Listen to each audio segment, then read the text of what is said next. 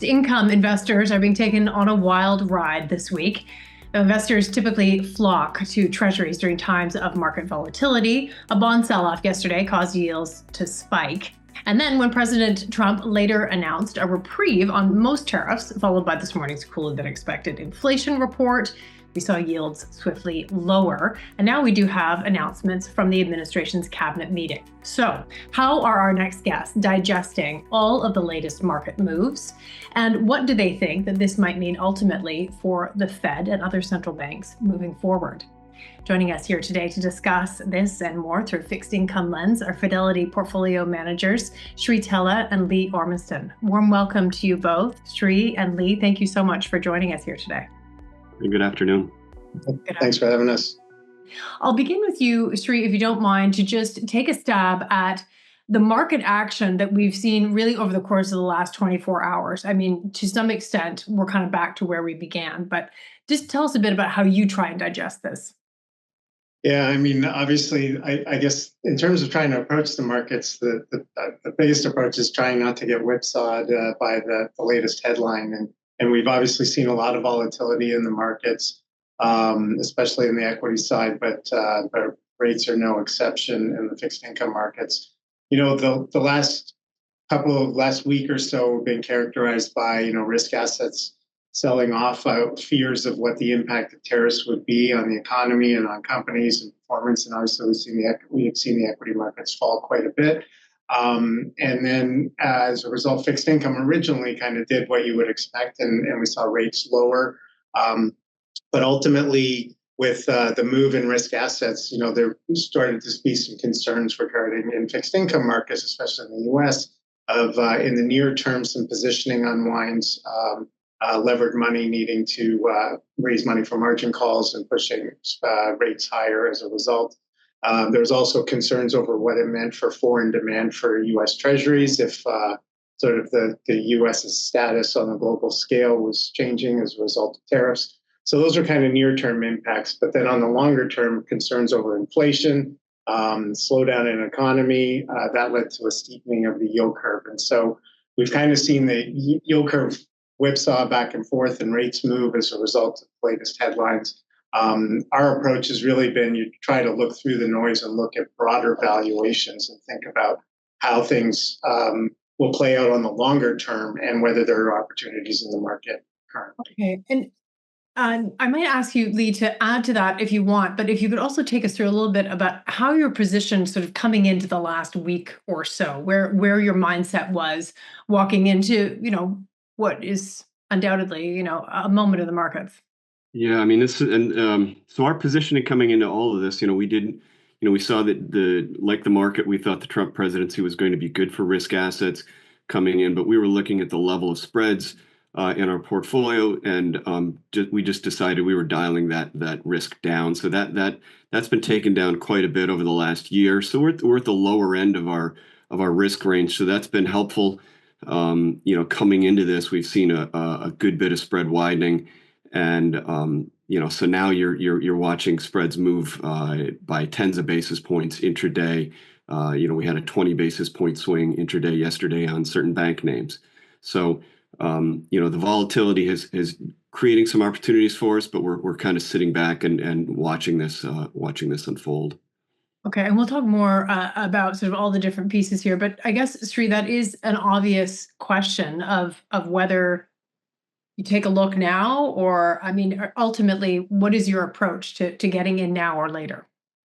Yeah, I mean, I think the biggest thing what we've done over the last week plus is kind of thinking about the ranges of the market and looking at where, for example, if you look at the corporate sector, where spreads have been historically, what are some of the weaker periods for corporate spreads? And so you can look back to past analogs like the global financial crisis and COVID as being the two extremes, but then think about 2015, 2016, when we saw oil fall precipitously, spreads back up, risk of recession. And I guess in Canada, we technically had a technical recession for a brief period. And then in 2018, when the Fed was sort of on course to potentially hike rates, and we saw that holiday sell-off in markets, those are we look at those historical periods and think about where long-term value is. And for example, in the Canadian corporate market, We're currently sitting around the 50th percentile of spreads since 2009, right around 130 basis points for the index. And if you look at the tights, which was just inside of 100, and then kind of peak spread levels outside of COVID and the global financial crisis of around 160, 150, 160, we're kind of in that middle of the range now. We're looking much more attractive than we did a few months ago. And so I think from our perspective, you're starting to get to the point where you want to dip your toe back in the water, but knowing that there's a lot of volatility. And so maybe we move our positioning from that low level of risk that Lee talked about to incrementally adding it, because we're not going to be able to time the market perfectly, with the goal of, if we do see that spike in spreads and get back to sort of these ceiling levels of that we might have seen in other recessionary periods, that's where the opportunity is to really start getting more aggressive in terms of adding risk. Keeping that idea of going from a low level of risk to perhaps something else, Lee, introduce us to where the central banks at this point are sitting. And we'll talk about the Bank of Canada. Certainly, there's been discussion about whether the Fed needed to step in with some sort of relief over the course of the last several days. But just talk to us a little bit about where the central banks are sitting at the ready, even for recessionary moments because of tariffs. So the Bank of Canada has been proactive. That the last two cuts, the cut in January is because inflation was relatively stable. The cut in March was because of consumer inflation expectations, business concerns. So the banks have been a little more proactive, whereas the Fed, they're really dealing with they've got a dual mandate.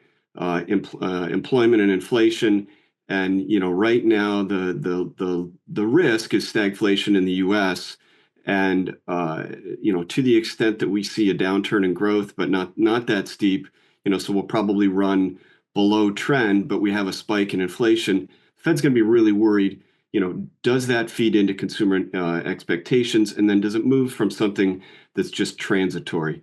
But if growth falls by quite a bit, we enter into a recession, then you're probably less worried about inflation, and you can be more worried about their employment side of their mandate. So Fed's in a tough spot. They have been on the sidelines. Powell's been on the sidelines, saying they will wait and see. You've heard this from a number of Fed speakers. I will note, though, we've seen some of the regional bank presidents start to talk about this no longer being transitory. So there is some concern at the Fed that this won't be transitory. So, and that was the word, and that was the big news. It seems like years ago, but it was just a few weeks ago. Sri, just to add to that, if you would, for us, what the central banks will need to do, because the game has changed in terms of where we thought we were even a few months ago.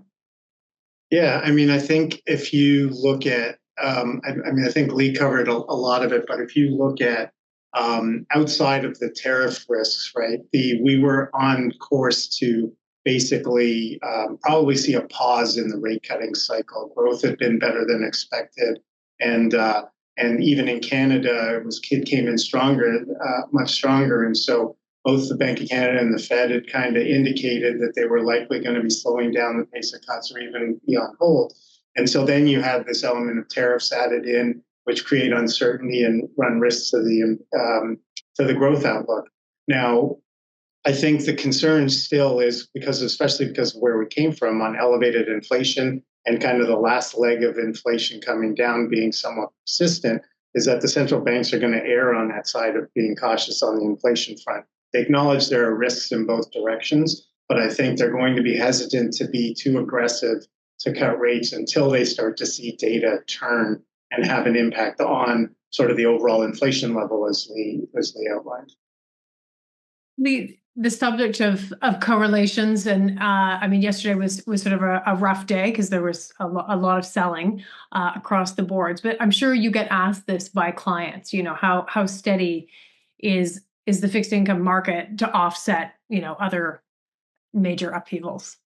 It works. The negative correlation is there in price terms. However, when we get a major shock, then all correlations go to one. So if you use COVID as an example, so the bond market was predicting this. You saw rates falling into the event in March of 2020.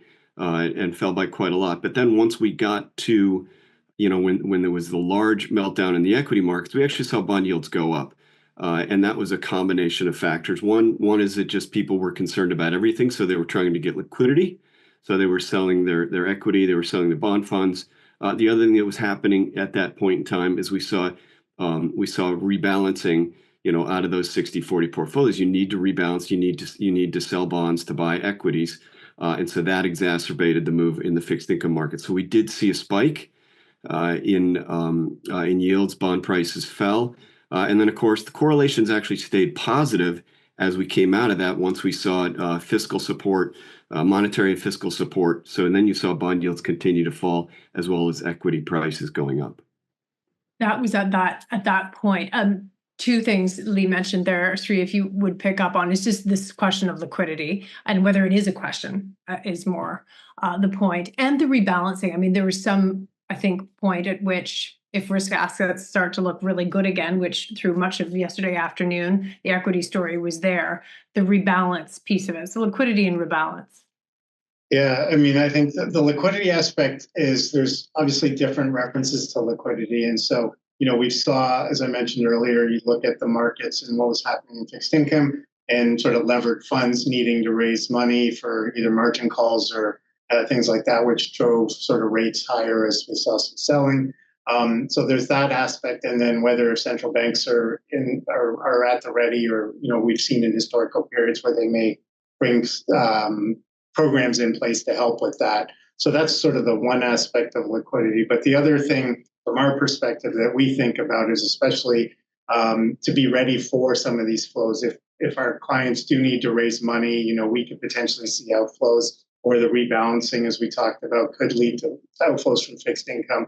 And so we want to make sure that we have ample liquidity in our portfolios to be able to provide that money when it's needed, but also knowing that we want to be able to provide money for outflows, but we also want to be able to take advantage of opportunities. If we see even further weakness in the market, we want liquidity to be able to take advantage of that. And so that's one of the things that we're definitely making sure that we have that dry powder in our portfolios to add risk. And then for the rebalancing, it's a little early right now, especially with the volatility in the market. But as we get closer to month end, if equities kind of stay at these lower levels, we've seen, despite yesterday's increase, we've seen a big sell-off today. We're likely going to see some money go from fixed income into equities, and we've seen some inquiries from our clients, just sort of asking about liquidity and the ability to. As we get into month end, about repositioning some of their portfolios, and so we are cognizant of that. We haven't seen it en masse yet, but it is likely going to come if markets stay as they are going into the end of the month. Fascinating. Let's talk a little bit about earnings, more what it signifies broadly, and perhaps sectors as well within the corporate world. So earnings begin tomorrow, Lee.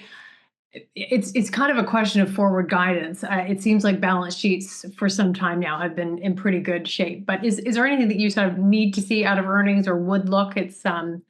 Or does it seem pretty sound to you? Yesterday we heard one company just not issuing forward guidance, and we wonder if that'll be the same for others. That is the concern, that you see people just throw up their hands and say we just can't do this. We heard from one major U.S. retailer that this situation is untenable, that it's unworkable, that the level of tariffs, and so that's going to create challenges for them. But at the same time, they probably don't say anything because they also know they're going to make at least half of their customers unhappy.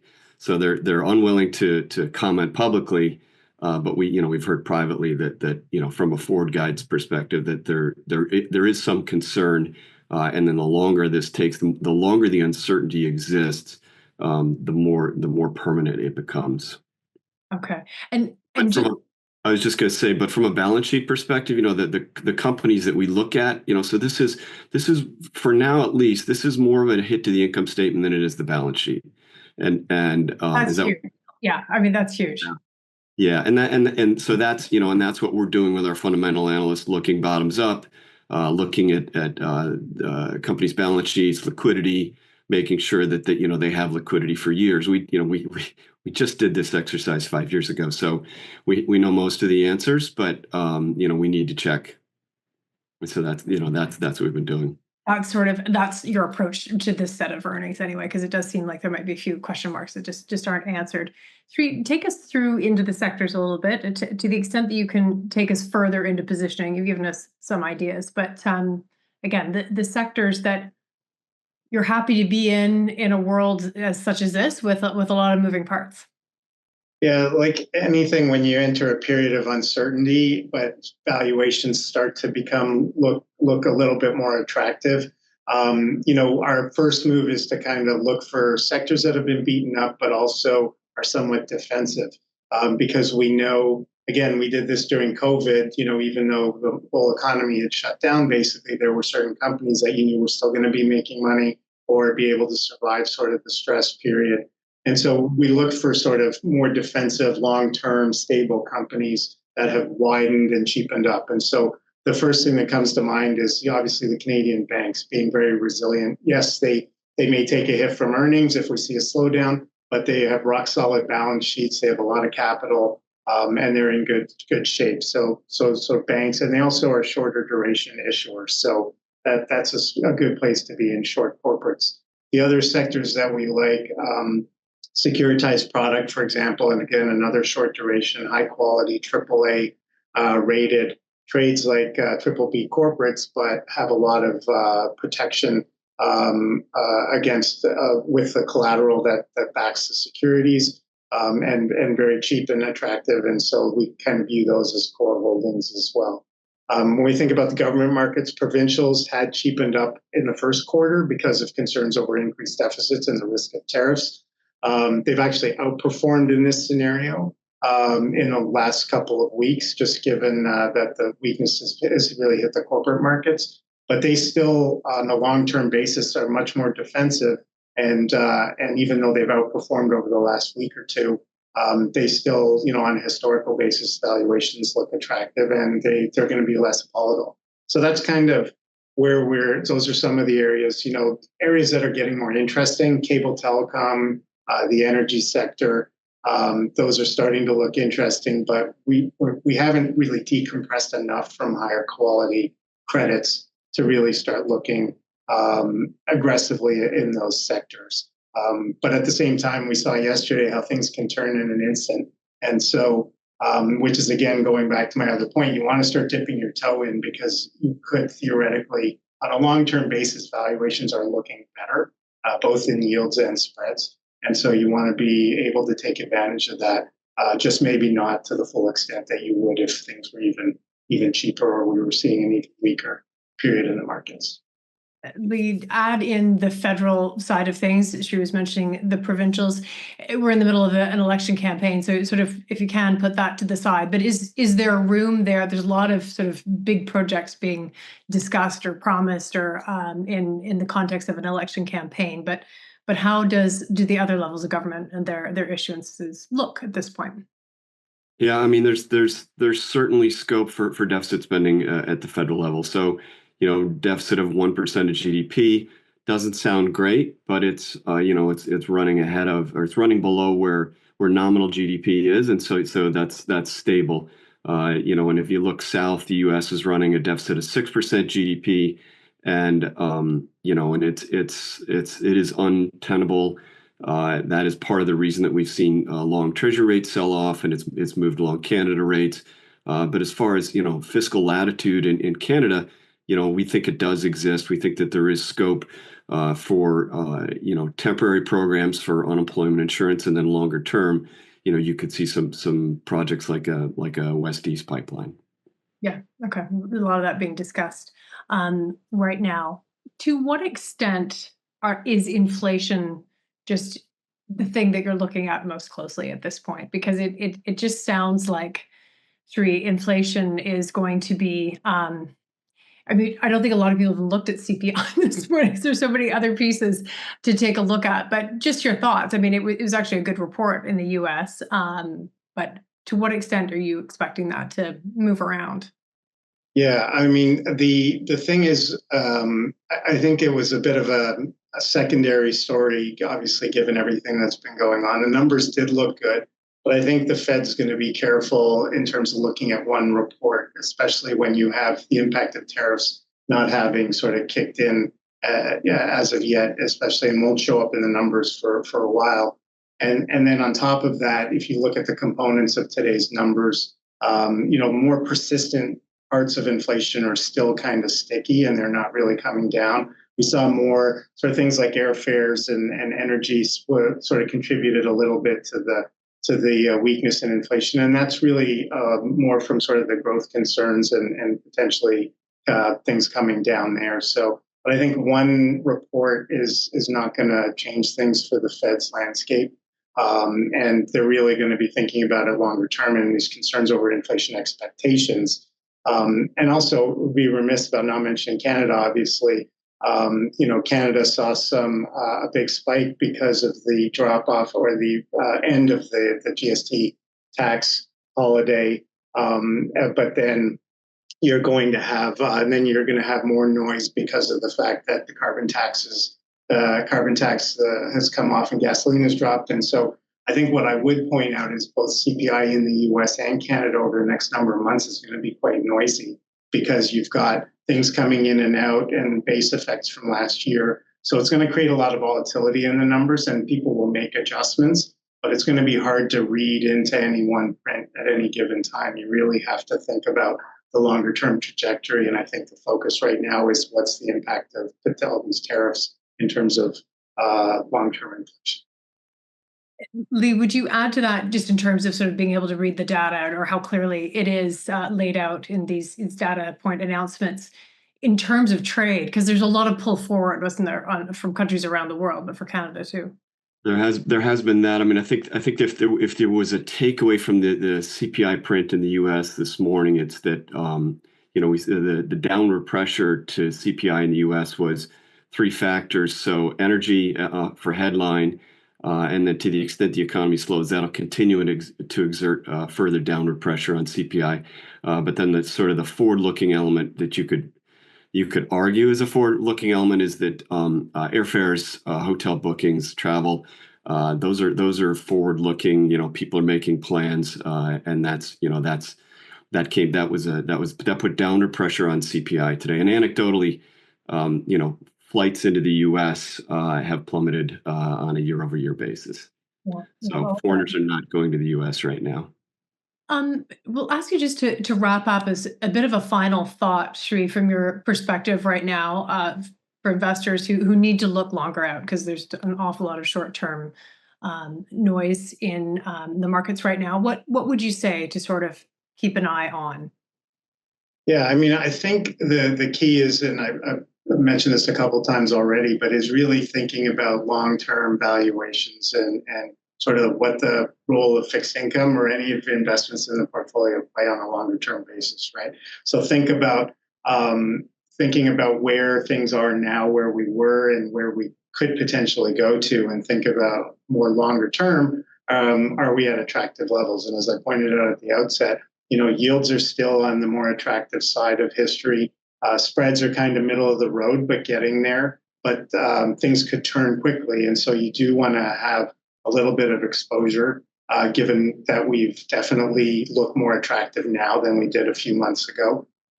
So those are kind of things to focus on. And I'd be remiss, one thing I noted we didn't really talk about was plus sector exposures. And like if you look at something like high yield in the US, for example, has gone from a tight of 260 to in the mid 400s now.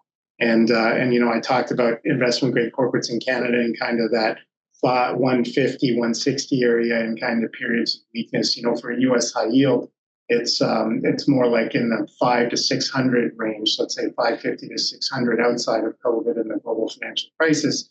And yields in high yield are north of 8%. Leveraged loans are north of 9%.